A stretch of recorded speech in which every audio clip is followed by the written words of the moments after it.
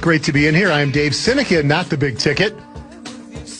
Very pleased to be in the big seat today for the next 3 hours and change with Double B, Brett Blakemore, by my side. Good afternoon, Davey. Hi. This time of day, I can't even see you with the glare. Yeah, I know. I'm assuming you're there. I am. I hear you. Good to see you. Great to be here. Yeah, it's fun. This is fun. Today feels like the official opening of the football season, doesn't it? Veterans have reported in Egan. Actually, it was just in Egan. Had some lunch with Double T at Old Dickie's Barbecue today. Kind of felt weird being in Egan today with all the veterans converging less than a mile away. But it seemed fitting, Usually we're not allowed within a 3 mile radius. No, but you look carefully, there is a Packer flag flying inside Dickie's Barbecue. Is that right? It was a Viking one, too. All's fair. But it was fun to be there and to be around the excitement, and it's good to be here for the next 3.5 hours or so. I'm not sure where Bump is. I know Gaardsy's on his way to Media Day for the Big Ten. In fact, he'll join us in about a half hour. He's at the airport and getting set to attend Media Day, and he will join at 3:30, so we'll get some thoughts from him on the Gopher season, the Big Ten season, and what he has in store in Chicago the next couple days. But I'm just looking forward to talking a lot of football today. We do have a cavalcade of guests, which I'll break down in just a moment. But just looking forward to really diving into some NFL talk today. And no, it's me and Blakemore. I get it. We know the bit. We'll keep the Packer talk to a minimum. Not a bare minimum, because that's hardly anything. But a minimum. Big news massive. They cut a kicker today. So we could go 2 segments just on that. But we won't. Because the bigger news is Jamal Adams signing with the Vikings. I remember when he was actually good, actually. It wasn't that. It was about, it was, actually, I think it was pre-COVID. So we are going back a minute. But he was very good with the Jets. Not so much. I feel like, I think maybe his first year in Seattle, which I think was 2020. I think he was a Pro Bowler.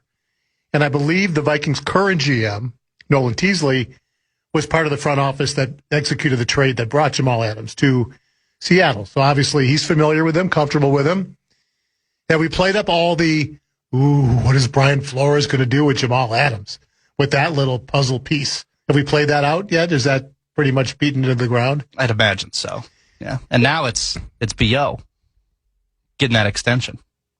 We're happy for him. Did he? Is that today? That's today. I missed that. 2 hours ago. $96 million extension. What? Let's see, 4-year, $96 million. This is, I believe, from Shefty. We're talking Brian O'Neill. Brian O'Neill, B.O. He's how much guaranteed? Let's see.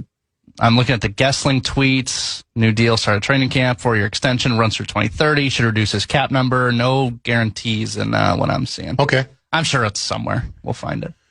Well, that's big news. Yeah, I missed that. I was enjoying some ribs. Clearly, when I refreshed Twitter. We were thinking about Trey Smack. We really were. The new kicker era beginning in Titletown. Well, that's a big signing, obviously. Cornerstone of the offensive line. You're hoping he stays healthy. How old is Brian O'Neill at this point? Funny you mentioned that. It's right. I was looking right at it. He turns 31 in September. 4-year deal, you say? Yeah. All right. That's rolling the dice a little bit. A little bit. But, what are you going to do? You've got the other tackle. You're praying and hoping that he's being held together by wires and strings and that knee will hold up this year in Darisaw. Have I alienated everybody at this point at 3:05, do you think? I'm trying to think. Is it over? Can we rip the quarterbacks next? Maybe Aaron Jones? We're rolling down the list. We have time. We got to let it play out. We have plenty of time. This is exactly what we said we weren't going to do when we started the show. It's just evolved. I can't help myself. We're 47 days away from the opener. Packers at Vikings. 47 days. And you know how fast that goes, right? Is August not the fastest moving month on the calendar? It is for me. It is for me. Because I feel like I will go to sleep tonight and the State Fair will start tomorrow. It flies by. So football is so close. And the fact that all 32 teams, as of today, have arrived at camp. So everybody's in business. And obviously the Vikings have already made some news with the Jamal Adams signing, the Brian O'Neill signing. 22.5 career sacks for Jamal Adams. 1 won since 2020. But injuries have zapped him of what he was in his day with the Jets. He was an all-pro type caliber safety. Now he's a, kind of a journeyman linebacker, I guess, is what I've read. That's where the Raiders played him last year. So he had a cup of coffee with the Raiders after his few years in Seattle. And he actually stayed healthy last season. I think it's a smart pickup. I mean, if the front office is comfortable with him and the health checks out, it's not like you want Jamal Adams to be your next Harrison Smith, right? Those days are over. He's 30 and a 3-time Pro Bowler. But I feel like there's not a whole lot left in the tank unless you use him as a spot player, which I feel like you look at I saw Gessling did the kind of his 53-man roster projection before this deal with never too early. No, of course not. You got to fill spots. You got to fill space. Deadlines are deadlines. There's like 14 linebackers already on the roster, it feels like. So does this mean Ivan Pace gets pushed out? I mean, I don't know. Adams, to me, feels like a guy you bring in on third down, right, to be a pass rush specialist. And you know what? For a guy with the credentials and the history, I can see why they did it. I can't imagine he's making a whole lot of dough. I haven't seen the financials. Have they been reported? Because I don't think I've seen them. I will look. My first thought of when I saw this was I saw the letter S next to his name. I didn't know he was kind of moved up to a linebacker spot, but I thought, is that it for Harrison? Is it finally? Because has there been official verdict on him as far as? I have that in my notes. H. Smith ?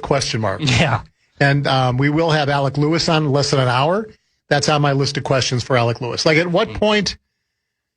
Like, does he not, do you think Harrison Smith does not know yet what he wants to do, whether he wants to extend his Hall of Fame career or call it a day? Because training camp's open. Like, this does not seem typical to me. Yeah. That someone waits to this point, and maybe he is truly wrestling with the decision. And if so, God bless him. Take as much time as you want, as long as the organization gives you the rope. But it feels like 6 months removed from the season, 6, 7 months, you probably know if you want to play anymore, because certainly the team would love to have him back. I don't think there's any question about that. But that is, to me, there are a lot of questions. We'll put the quarterback situation aside, because that's obviously going to be the headline all season. And it'll be really interesting. I suppose one of the main things everyone will watch is how are the reps being split? Because Kyler Murray has already said, yeah, it's not great, splitting first-team reps with a new team. I'd feel more comfortable if I was getting a lot more reps. So at some point soon, I believe, within a couple weeks, I wouldn't be surprised if they make the announcement. Because you've got, it's easy to say, well, it's KOC, and give him a quarterback that's got some chops, like Darnold, like Wentz, like whoever, he'll turn them around, like Cousins. But it's not that easy, and you got to give Kyler Murray every opportunity, because that's the season. Like, if he's the guy, which I think we all believe he's going to be given every opportunity these next few weeks to prove he's the guy, then you're doing him a disservice if he's not getting all the first-team reps as quickly as possible. I don't think it's important maybe the first couple weeks, but as you get a couple weeks out from the first preseason game, that's really like this weekend, really. The first game's like the 15th, right? August 15th in New York against the Giants. Yeah, so we're already just 2.5 weeks from the first game. That's crazy to think I would about. think that they're going to make a call soon. Are you with me that I've been saying for weeks, the second that Kyler signed here, it was over. Yes. That to me waved the white flag without waving it, that, hey, we got this wrong. And we went all in and we lost. And now we've got to restart. But it seems like they just don't want to admit it. They don't want to say, boy, we really blew it, so now we're going another direction with Kyler. It's a quarterback. Anyone's job. Anyone can get it. Yeah. I think this whole competition angle's been a scam. Honestly, it's been Kyler since the moment he signed. Yeah, I'll call it a sham more than a scam myself. Yeah, sham. It could be either, but for me, it's more of a sham. But I don't have a problem with it. I think out of respect, they're just kind of playing it close to the vest. But I think 99% of people believe that Kyler was promised the job when he got here. Surely. Yeah. All right, we've been on the air 10 minutes. You're already calling me Shirley. Yeah, stop. No, I think you're paying them $1 million, and the Cardinals are paying him $30 million. It's the perfect scenario for the Vikings to resurrect a guy who wants to get paid next season. I've always liked Kyler Murray. I do. I think he's a fun quarterback to watch. It's always been about him staying healthy, and that's why I don't think they can afford to just kick away JJ, because I do believe there will be a time, it's not far-fetched at all to think that they're going to need him or Wentz. But that's the other question I have. And I'll ask Lewis when he comes on at about 4.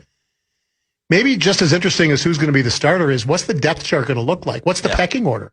Does JJ wrap up the backup because he's JJ, or does Wentz wrap up number 2? And in that case, if they open the season with Wentz 2, McCarthy 3, you know it's over.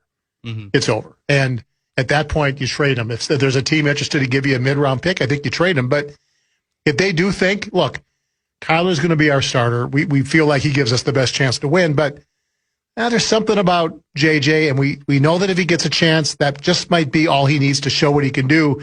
And even if you're not going to keep him, the trade value escalates, right? If he gets a couple games under his belt and looks competent, I don't see any advantage of kicking him to the curb unless there's friction, in that quarterback room, if JJ's not handling it well. Yeah. Like there's 2 kids on the opposite sides of the classroom. Which kind of feels like it's how it's been to start, right? It's a guy coming in to take your job, I can imagine. It wouldn't be fun. 100%. Totally get it. I think that's interesting. There's so many fascinating things, I think, happening about this Vikings training camp besides the quarterback and Harrison Smith. You got this rookie that you drafted in the first round, and nobody knows if he's able to wear shoes yet. Like, is his foot okay? So when are we going to see Caleb Banks? Will Hawkinson have a bounce-back season in a contract year now that he took a pay cut? Will Dallas Turner step into the spotlight? Because if he doesn't, there's a big issue, and they're going to be looking for some reinforcements at pass rusher. I feel like more than usual, there are a lot of question marks around this Vikings team this preseason. I think the same thing about our team. I feel like there are more questions about the Packers this year than I agree there have been in recent years for a number of reasons. And we'll get to that a little bit. Don't worry, it won't be a lot. Let me lay out the show today, because I'm very fortunate. I've kind of got a Mount Rushmore of guests today, which means I have 4 of them. Beginning at about 3:35, Gaardsy will chime in from the airport on his way to Chicago for the Big Ten Media Days. I'm sure he's bitter. This is not being held in Indy, but he has to suck it up and go to Chicago. I got some college stuff, including the injury patch lottery that's going on for college jerseys. I don't know if you heard about it. We'll talk about it maybe next segment. They're throwing money at jerseys right now. Ohio State had the record for about 3 minutes. So we'll talk about some sponsorship stuff and big storylines heading into the Big Ten season, a conference that has won the last 3 national titles. Gaardsy at 3:35. Top of the hour, Alec Lewis. First day of training camp. He wrote a piece on Kyler Murray and the perception around the league about him and his opportunity with the Vikes. Very interesting story at The Athletic if you haven't read it. All Vikings with Alec at 4 o'clock.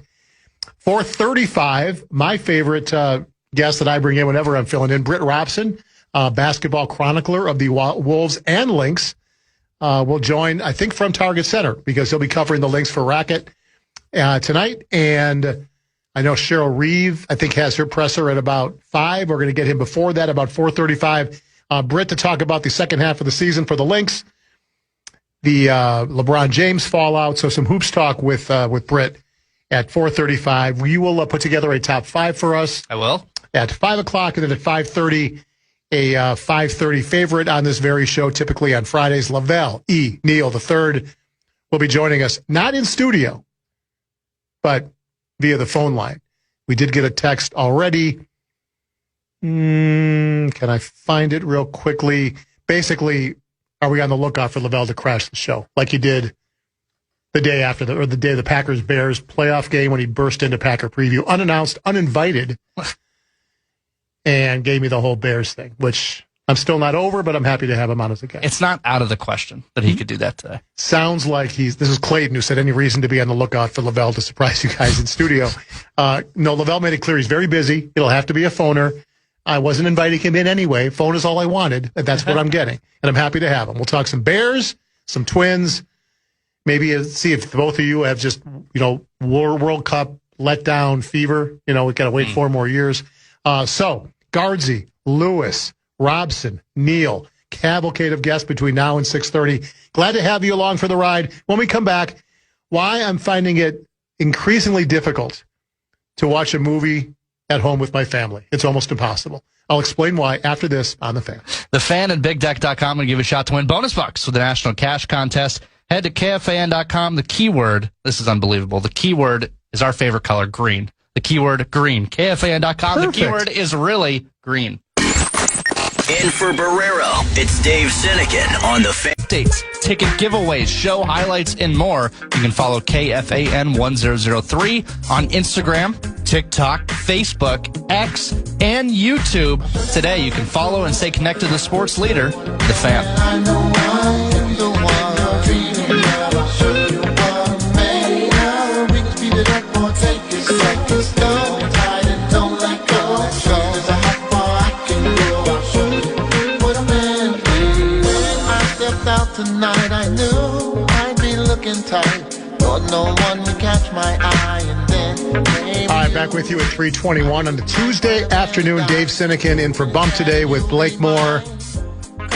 Just how I do. One of the more entertaining parts about sitting in during this program is scrolling through the text during the breaks where you get one text that says, please, I want Packers news. Go Pack, go. Followed by Cheesehead Radio? Hideous. I just got brave enough to open it up. What it's all about. I knew what it would be. It thickens your skin. It does. It really does. And I've been doing this for over 30 years on the station, so we didn't always have the text right away to get the feedback. It used to be the calls, like the guy sitting in your chair would have to deal with Just those. Get ripped. Oh, totally. Like, how can you connect me to Chad Abbott fast? Like, how do I get through the gatekeepers? Can you get me right to his extension? Now there's no gatekeepers. We just see it instantly. That's how it works. Yep. And I'm very happy about that. Enjoy the text. Keep them coming, Bradshaw and Bryant. KFAN text line 64686. Good, bad, doesn't matter to me. Next segment, Justin Gaard joins from the airport on his way to Big Ten Media Day. Did you see that the Eagles signed Jalen Carter to a 4-year, $152 million deal? He's the guy who spit on Dak no Prescott. spitting concerns. Yes. Is there a spitting clause in the contract? I'm not sure. But it's the highest paid contract for a defensive lineman. And you may have seen that Buccaneers star Vita Vea wants a trade because he's not happy with his salary. He is in the same tier, in my opinion, as Jalen Carter. I'm sure he looked at that deal today and said, oh, really? Yeah, I think I'll just sort of sit back and wait till you adjust my deal. Well, while fan bases like ours and the Vikings dream about prying him away from Tampa Bay and slapping him in the middle of the D-line, because both the Vikings and the Packers could use a guy like that. This came up last night at home. I wanted to throw it out there today because it's been something that's bugged me for a while, and I'm just curious to get your thoughts and anybody else who cares to weigh in. Not C-section related. Sat down to watch a movie with my son Dylan last night. He's 21. We watched Project Hail Mary. Great movie. Great movie. I'd read the book, so I knew the story, but still, it was cool to see it. How did it compare quickly? They did a great job. Well, it's interesting because the book is written in first person, and this, it's different because you just hear it from his voice.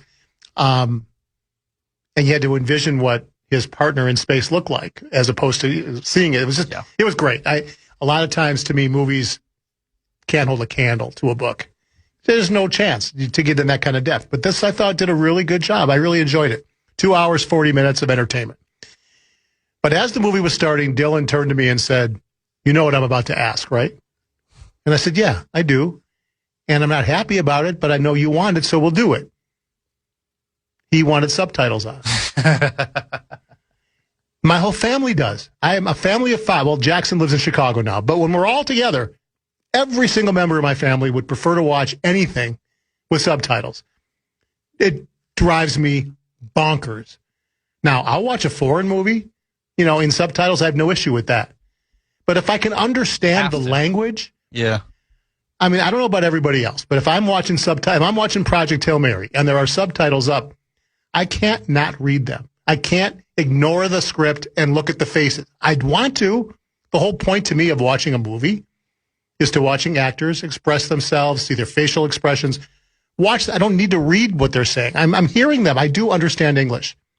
So before I bore you with some stats, because I had to look it up to see how prevalent this was, where do you stand on this? Do you have a strong opinion? Can you go either way? So I think everything you said is correct, that you can't help but read, and you do get caught. You're just like, well, I'm just reading a book at this point. Yeah. And you'd rather watch. I would counter with, at least they're not on their phones, because I thought that's the avenue you were going to go down. Mm-hmm. That I can't. If we're watching a movie, we're locking in. We're throwing the phones away for 2 hours. That drives me crazy. But I find if the subtitles are on, I'll pick up on things that I wouldn't have otherwise picked up on. You know, there's something that's faint or something you can't hear. Maybe your audio setup's not as good, and you don't hear something that's softly spoken in the background, and you get more information that way. So I would probably lean towards subtitles, but I don't think you're wrong in being annoyed that you're not actually just watching the faces. I'm riding the fence a little bit. I get it. I don't need to be told that intriguing music continues or pensive music playing. Yeah. Squelching. I can't, Yeah. and I'm being snarky when I'm watching the stuff with my family. I always have to say that out loud. Oh, this is intriguing music, everybody, in case we weren't sure what kind of music we were being treated to. I don't need, that bugs me more than anything. And in a movie like Project Hail Mary, there is probably at least half the screen time there's no words being spoken. It's Ryan Gosling in space doing his thing. But there's the music is great in that movie. But I don't need the description of what I'm hearing, and that bugs me more than anything. Turns out there is a different version of subtitles, though. There's subtitles and there's like closed captioning, and there's two different things. I thought that was the same thing. No, well, closed captioning is the description. That's what we're watching. Music. That's what most people are watching, right? If it's not a foreign movie, you're watching closed cap. Maybe that's a better way to put it than subtitles. But subtitles, on most platforms, there's an option for just subtitles, which is just the spoken words, and that's it. Really? So maybe that might be your ticket. Well, it'd be helpful. I'm still not happy. It still bugs the crap out of me. So I looked it up. What percentage would you say of Americans that watch at home, whether it's a TV or a movie, have it with the closed captioning on? I would say it's probably higher than I think. I'd say at least 65. It's not. It's 30 to 50%. Really? Which I still thought really high. Here's what's fascinating to me when you break it down by ages. 18 to 27-year-olds use it 70% of the time. 18 to 27-year-olds, which my kids fall into. I'm 29, so I'm right there. You're just out, but you're close enough. 70% of everything, they watch it with it on. Interestingly, 45 plus, just 28%. And 60 plus, almost never is how it was described on AI, which unfortunately I fall into these days. So it matches. But wouldn't you think that the older people are the ones that do want it on because they're not catching everything? There's lots of loud background noise sometimes, the music, and so you want that dependable word in front of you. Interesting that 60 plus, almost, maybe it's just old school, they're not used to it. And it's just we never had it, so why do I need it now? And then my day, we didn't have that option. Yeah. Do you have to crank the volume really loud so that you can hear everything without the subtitles? Yeah, maybe. I did have the volume cranked for that movie because that's just a movie that I wish I had seen in the theater because it's. I saw it. It was really good. I'll bet it was. Yeah. 62% of U.S. screen watchers say they use subtitles far more on streaming service than they ever did on broadcast TV. So this is a phenomenon that really came up with Netflix and Amazon and everything else. It wasn't a thing really before that, which again, why did it take streaming services to have people go, hey, I just as soon read the movie and then watch it? I don't fully disagree. My only counterpoint is that I find, especially a movie that I saw in theaters and then I'm watching it at home when it comes out, I want to have the subtitles on because maybe I missed some part of the dialogue that I was just enthralled by the visuals and the audio that I wasn't fully listening to the words, and I missed something that was crucial to me understanding the plot of the movie. Yeah, no, I understand. So there is that. Here's a 612 guy. He said from the text line, 64686. Davey, this is the first thing you've ever said that I actually agree with. It was bound to happen eventually. Both of my kids, who are now in their 20s, prefer the words on the screen as well. I don't understand it at all. They both hear much better than I do. Boggles the mind. You're not alone. I finally got him on my side. Yeah, no. All these years later. Yeah, how many years did it take? This is what it took. Another texter said, would have thought all old people were using it. Exactly. Yeah. So it's not, I guess my kids aren't alone, but I'm surprised at how prevalent it is. And it's just, The one show that I did use them was Peaky Blinders because you've got a show with strong accents. That's a whole different ballgame. Or like Game of Thrones. There's a lot of family names and places and things, and I don't know, a lot of weird spellings of names. Yeah. I think it helps out understand what you're seeing. Sure. Had I watched that, I probably would have wanted closed captioning. Yeah. Just that era just never really moves me. Just that I understand it was a phenomenon. Yeah. And I said that too until I watched that show. Yeah. Yeah. You just watched it for the nudity mostly, I'm guessing. That's some great visual elements too. Appreciate the feedback on this. It sounds like I am not alone, but it does sound like my demographic is with me on this one more than the younger folks. Let's switch gears. Justin Gaard joins from MSP on his way to Chicago. We'll talk some Gophers, some Big Ten football as Media Day kicks off for the best conference in the land when it comes to college football. We'll talk some pigskin with Justin after these on The Fan. You're listening to Dave Sinykin in for Barreiro on The Fan. Our iHeartRadio Music Festival. Presented by Capital One. The Fan welcomes some great shows to Treasure Island this year, including Joe Bonamassa, August 15th, Snoop Dogg, September 5th, and Ron White, October 17th. Get complete details on all of our upcoming shows on the concert page, KFAN.com. It's keyword calendar. Have you ever sat and tried to figure out what's it all about?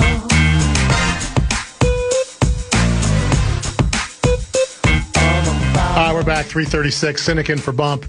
I mentioned last break coming out that I love reading the text during the break. It's entertaining when I'm sitting in during the week. The last text that came in just crystallized it. It's the best ever. 100% Echo 612 guy. I hate you. But you're right about this. That's standard stuff. That's as good as it gets. Yeah. We could find common ground on the most, pressing of issues. I just love the fact that people are not afraid to just say they hate me. And that's, some people wouldn't want to be quite that, frontal about it. But no, it's Sinykin. I hate you, but you know what? You got something here. I'm with you. I don't like subtitles either. I mean, that happens to us at the State Fair every year. You've been doing it much longer than me. Yeah.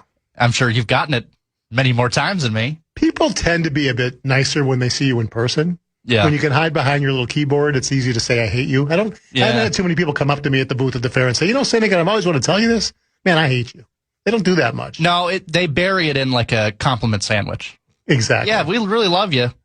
Hate your opinions, though. Pretty much true. But we love you. So, thanks. Do we have Gaardsy? We do. Gaardsy, how are you? Did you get through security okay? Do you have clear? Do you have, are you TSA approved? What's your modus operandi? What would you guess, David? What would you guess? What's the easiest way through? Clear? Probably clear. Clear with TSA pre. Yeah, I barely broke stride, so we're good. It's a beautiful thing. We're good. I barely broke stride. I love both of you. I don't agree with a lot of things you guys say. I do have one quick clarification, though. Okay. Brett told me a little bit about what you were talking about last segment, about your family can't watch movies without subtitles. Does that mean like foreign films that need to be translated or just the closed captioning? We're talking closed captioning. That's how I probably should have framed it. American, English-speaking films, it doesn't matter, or TV shows. It doesn't matter what it is. If we're watching as a family, there is words on my screen. What's it like in the Gaardsy? I asked Dylan last night again about it. He said, I don't want to miss anything. I sometimes don't catch everything. I feel like I see everything. I hear everything now. It's just his preferred, and everybody in my family's preferred method of watching. It drives me crazy. What's the Gaardsy household like? I mean, your kids are old enough to read now, so it's got to be an issue there, right? Yeah, except they hate closed captioning. But when kids are little, closed captioning just appears and nobody knows why because they just grab the remote and then hit something.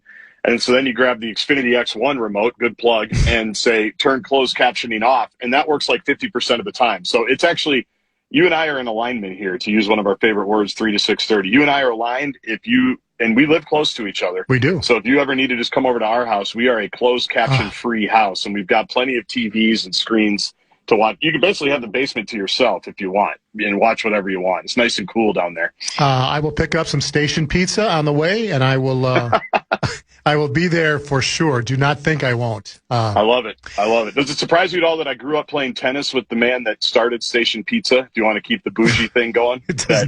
Not even a little. Exactly. So I know that place well. It's a great spot. Oh, I love that. I'm a big thin crust guy. Absolutely. That's just my neighborhood spots. I love neighborhood spots. Completely. That was a great addition about a decade ago. So we're all good. Exactly. So neighbor, you're heading to Chicago. How long will you be down there? I'll be down there about 30 hours. Gone are the days where I would stay for the entire time. Big Ten Media Day once upon a time used to be like 2 days because they only had 12 teams when I first started 16 years ago. Yeah. And now they have 18. So it actually started today. They got 6 teams. They got 6 tomorrow, and they got 6 on Thursday. So I used to go for the whole time. Grim and DT are there for the whole time. I try to miss as much work or as little work, PST, little work and family time as I can in the middle of the summer. So I'm on the last flight out tomorrow night. So I'll do my Gopher stuff tomorrow, talk to PJ and the players tomorrow, do some stuff for Fox 9, and then I'll be back home and back in studio on Thursday. But it's fun. It'll be cool. I'm glad it's in Chicago. I loved being in Vegas last year. Of course, my heart is a little heavy as you texted me that we're not back in Indianapolis, but I assume that the Big Ten lost out. You have to book Indy early if you want to do anything there. It's that dynamic. So we'll have to settle for Michigan Avenue, the Hilton in Chicago. That's not so bad. Not enough time to see son Jackson, unfortunately, in 30 hours. So I'll let him know you don't have time to squeeze him in. Maybe next time.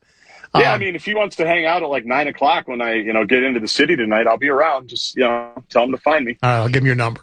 I saw the commissioner standing in front of the podium with the 3 college football national championship trophies next to him. Not so subtle reminder that the Big Ten has won the last 3 national titles. It's a good time to be the commissioner and stand in front of the masses and talk about the strength of his league these days. I know you weren't there for it, but pretty remarkable times right now. Not only are they winning championships, but they're dominating the SEC head-to-head when it comes to bowl games. Sky, the arrows are pointing up for this conference right now. It's so funny, and I did watch a little bit of Commissioner Petitti today. Big Ten Network does a good job of covering all of it, obviously. What else would they cover today? And, the kids like to say BDE in terms of energy. I would say BTE right now. Big Ten energy is being flexed upon the country, and that was absolutely a flex by the commissioner. He's trying to strong arm too the college football playoff to get it to his preferred method, which I think is 24, something we could talk about as well. But I even love today, the coaches are in rare form too. Brett Bielema right out of the gate basically saying the SEC wants to act like it's still 2005, which is just tremendous trolling. He spent some time in the SEC, as we know, after his time at Wisconsin for Blakemore's team. But yeah, it's a great time. The Big Ten and SEC, as we all know, and I know you know this, Davey, because you always have, you used to have financial interests on college football Saturdays. Now your alma mater has brought you into the actual football part of it. They've been the best 2 conferences here for a while. And the fact that 3 different teams for the Big Ten won the national championship, I'm sure it bothers the SEC. And I'm sure it even bothers them more when everybody's flexing on them right now in Chicago. So it is a good time to be the Big Ten, and we'll see if these 2 can figure out a way to move the sport forward, whichever crazy direction it's going to go, because they are the 2 leagues that are running it. The coaches are there. Do any players show up for this, or is this just a coaches? No, there's 3 there's at least 3 players. There's 3 official players for every team, and then some teams, like the Gophers, will add a 4th. So, like, for example, the Gophers' official 3 players are Drake Lindsey, Anthony Smith, Maverick Baranowski, and then Darius Taylor is also coming. They've done that. The last couple of years, they've brought 4 where they don't really have like an official capacity. They're not at the podiums, but they're around if people want to talk to them. And in the case of Darius, people usually do. So it's a coach and 3 players from every team. If you get a chance to talk to Drake, ask him what kind of gift he sent to PFN's Ian Cummings. Did you see his mock draft that was posted, I think, yesterday? I don't know if I saw his specifically, but if it's like some of the others we've seen, he's in a good spot, I'm guessing. He's got Drake Lindsey being drafted number 4 overall.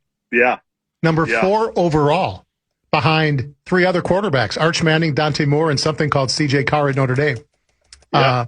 Lloyd Carr's grandson, by the way. Is that the old right? Michigan coach. Yes, exactly. How about that? The old Michigan coach's grandson went to Notre Dame. That's sacrilege. Interesting, right? Very much. You know how that goes. You have a Viking fan in your house. Well, he's in Chicago now. I booted him. And he hasn't felt my wrath now, but when the will comes out, he'll understand what it meant. But on Drake, I know it's where you want to go. Yeah. It's been a really interesting offseason for him. Obviously, he had the issue of getting arrested in his hometown of Fayetteville for drinking underage. Yes. I was shocked. I'm sure you were, to learn that goes on in college. Unbelievable. I certainly never participated in any of my 5 in nefarious activities like that. But yeah, he's been picking up a ton of steam, and it started. I think it started as people kind of started watching film from last season. A lot of these draft analysts and guys that will be draft eligible, and he's a redshirt sophomore, so he could go out if he wants to. And all of a sudden, he started popping up in these first rounds. You see a late first round here, and then I think a CBS guy had him in the top 5. And is it legitimate? Who knows? If he plays really well. Did we lose him? You may have to get him back, Mr. Blake. Gaardsy. All right. The silence you hear is Gaardsy at MSP. Well, and it's interesting because obviously, the fan has learned it's late July. At this time last year, you know how many mock drafts had Fernando Mendoza as even a first-round pick? I don't think and I watched because I'm an Indiana guy. I was curious about the new quarterback. I felt good about bringing a Cal quarterback over. Maybe he'll be pretty good. But I don't think he was a first-round mock draft pick at this time of year. If so, bottom of the first round. So we can all do our mock drafts in July and have fun and fill content and get clicks. But that was stunning to me. I know that Dane Brugler is a big-time mock draft guy for The Athletic. He's got Drake Lindsay, I think, number 29 overall.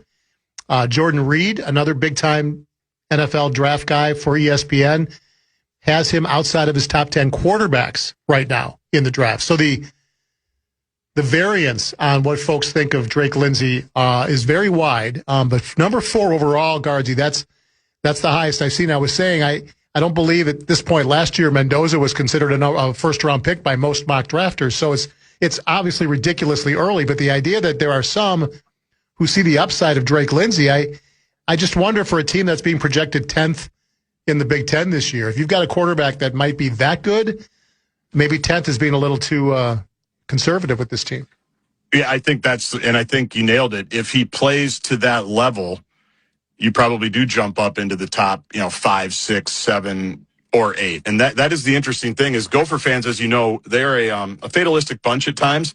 Gopher fans are the only people that would be worried that their quarterback has a first-round grade going into the season because they're worried about losing him, right? He's a redshirt sophomore. So you wonder if he does get that feedback next year, if he has a really good season. And I thought Drake had a really good redshirt freshman season. It was his first season playing.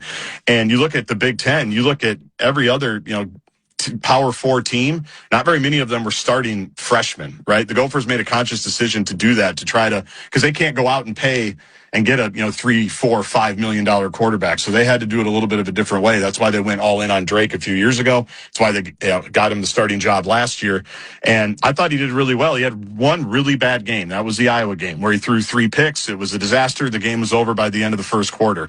Other than that, he didn't turn the ball over much. He had 6 picks for the whole season. 3 of them were in that game.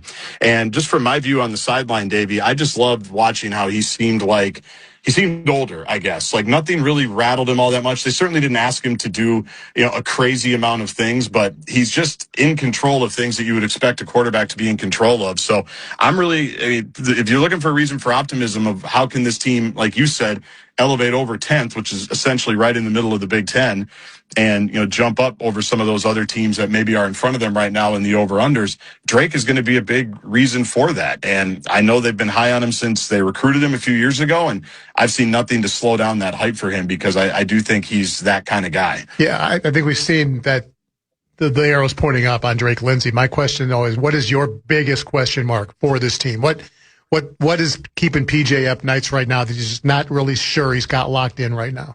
I'd say there's a couple things. First of all, who's Drake throwing to? He's got, Javon Tracy, who's a returner, who was really good in the MAC and had some moments a year ago. They also have Jalen Smith, a redshirt, I guess, sophomore now from Mankato, who came on, at different times during the year, had a good bowl game. So you've got 2 solid options there, I think. But truthfully, I think the biggest thing you worry about offensively is they were a completely different offense when Darius Taylor was on the field last year. When he was on the field last year, he averaged 5 yards a carry, and they, won most of those games. When he wasn't, they really struggled to do anything. They did not run the ball well, which is something they have to fix. They went out and got some offensive line transfers as well to hopefully shore up the right side. So if we're just talking offense, it's how do the pieces around Drake all fit? They think they have a dude at quarterback. They went out, got a transfer from Auburn, a transfer from Cincinnati at the wide receiver spot. They've got a couple freshmen that they think might get some run. But I do think it's kind of can Darius stay healthy? And if he can't, can they run the ball well enough to give Drake the opportunity to use his greatest gifts? He came from kind of an air raid Texas Tech style offense in high school in Fayetteville, Arkansas. He didn't come here to hand it off 35 times like some of these other Gopher quarterbacks of years past. He wants to sling it around, and that's what he did in high school. That's what they liked about him. So they got to be able to run the ball, and that starts with some of the newer faces on the offensive line being more consistent because they were not last year. Darius staying healthy, and then establishing good rapport with a number of good receivers because they're going to need all of them. It's going to be a brutal conference again. Ohio State, Oregon, Indiana are all, I think, preseason top 5, and USC's probably not far behind. Yep. I don't have the schedule in front of me. I know they go to Indiana. Do they have to play Ohio State or Oregon this year? They don't, and that's good because they lost. I have it right here in front of me. The combined score of those two games was not good. I don't have it. They had. I do remember. As well. It's just as well. The game was over. Let's just say. The games were over. I was enjoying the vibes of Oregon and Columbus by the second half. There wasn't a lot at stake. No, they don't have. They do have Indiana. You mentioned it, Halloween. The tricky little 2-game stretch where I think we can see which way is this team going to go. Can they have kind of a breakthrough season, or is it going to be a 7-5 and 8-4? Which Brett knows this. I've said this for years. 8-4 is the new 10-2 in this Big Ten. When you think about all these teams, just enjoy the season. They'll enjoy the season, but 10-2 used to be a really good year. Well, now when you add Oregon, you add USC, you add Washington, you add, UCLA wasn't good. People think they're going to be good. You've always got some blue bloods on your schedule. And September 26th, they go to Washington. Washington's picked ahead of them in the Big Ten. And then Michigan comes here in back-to-back weeks. Like that to me is like a sneaky little early season 2-game stretch where how you play in that 2-game stretch, I think is going to kind of determine the ceiling for your season in some ways. So, but yeah, it's crazy. They are lucky to avoid Ohio State and Oregon this year because we certainly felt their wrath on the road last year. I was gobsmacked earlier today when I read that, Chase Bank is going to sponsor Ohio State's jersey patch for $17 million a year across all Buckeye sports. That record lasted about an hour. News broke that Notre Dame and SoFi Bank have agreed to a deal that will pay Notre Dame $18 to $20 million per year to be on all the various uniforms for Notre Dame athletics. I know the Gophers are negotiating, hoping to find a sponsor. My guess is, seeing as how Williams Arena's deal is about $17 million over 10 years, right. They're not going to get anywhere near that. Again, the economics of college football have completely changed. But when you see those kind of numbers for a jersey patch, where does it end, and what does it mean for schools like Minnesota trying to compete? It's hard. That's what it means. Yeah. It's really hard because those guys aren't slowing down. They're not slowing down. You feel good. You mentioned, which I'm really looking forward to saying this season on the women's basketball broadcast, the Barn brought to you by Blue Cross and Blue Shield of Minnesota. That just rolls off the tongue for the play-by-play guy. I'm really fired up about that. Sure. But they're excited about that, as they should be, right? That was a long time coming. It was a long-term deal that they worked a long time on. And I'm sure it is deflating in a way when Ohio State and Notre Dame can snap their fingers and go, what else can we sell? And for how much? And they just get it, right? I mean, it's no surprise that the teams that have the money are the teams that have the best chance. It doesn't mean that you can't be good. It doesn't mean that you can't have a good season. It just makes it harder to do it. We see it in Major League Baseball, right? Your Brew Crew, your Brewers are the team that kind of shows us it can be done in mid-market. If you find the right people, sign the right guys, do all of those things. But it just makes it harder. But I do, and again, Brett knows this as well. I mean, people can call it excuses like, if you don't have the money, you don't have the money. It just makes it that much harder. You have to be creative to find ways to get it and do it. And obviously inspire confidence so that a Mark Cuban wants to donate, right? Like it happened at your school. They have a great first year under Signetti. All of a sudden, here comes some money. That only helps. And now we'll see how long. I mean, that changed the football program forever. So it just makes it really hard. And they just have to continue to do the best they can to try to, because there is still room, I think, for the teams that don't have the highest payrolls, that do keep guys, that do. And, I listened to Matt Campbell, the Penn State coach now, who's at Iowa State today. He talked a lot about that. It's like, where I wasn't going to have the most money. I had to do it a little bit of different way. And they had a lot of success while he was in Ames the last 10 years. So that's kind of where you're at with that. But yeah, 17 mil. Just to put the patch on, it's good being in Columbus if you're a football fan. For the record, Wisconsin will have Culver's on their jersey. Very fitting. Couldn't be better than that. And that's not to be confused with Culver's on the court at the Kohl Center. Like, Culver's has just owned everything. Like, Culver's has everything there, as they should. As they should. And my family contributes to that, by the way. And the Culver's I'm talking about, Davey. The day that was at the Dairy Queen. No, it was what was there? Was it Burger King? Yeah, the day Burger King left and Culver's went in on 7 and 101. Not good for the Sinykin household. Not at all. I'm pretty sure our property values went up, though, like 10%. Once the Culvers went in. Last one, I have to get my obligatory Indiana question in. With what that program has done, you're right. The NIL money changed after Signetti's first year, but it really changed this year because now they've got the Nick Marshes of Michigan State, Josh Hoover, the quarterback from TCU, who's thrown for 10,000 yards. Now they're bringing in big-time players. Does that, I know it's probably not in all the other coaches' faces on media day, but is there that rumbling underneath of like Signetti's standing up there as the reigning champ and all these coaches that might have programs that have been on much firmer ground than IU know what people want to ask? Is it sort of under the radar, or do people kind of bring that up? Like, if it can happen here, why can't it happen here? How much of that do you see or do you expect to see the next couple of days? I think we hear it a lot. I think we hear it a lot. And the day after they won the national title, I went on I think I was on the air. I said it. I go, that every single fundraiser, athletic director, and coach in the country should wake up today, in my opinion, feeling energized that it can be done, right? Yeah. Like, if Indiana football can do it, and in a way, they also probably dread it because it does take away the excuses, right? And he's obviously an unbelievable coach. And think about how good that James Madison team would have been. No kidding. Put them in the college football playoff. Yeah. Well, the guys that stayed were really good too, right? Or the guys that they had recruiting. That coach, his successor's already at UCLA. If I got it all right. That's true. So think about how good. God, go recruit that area of the country, I think, is the moral.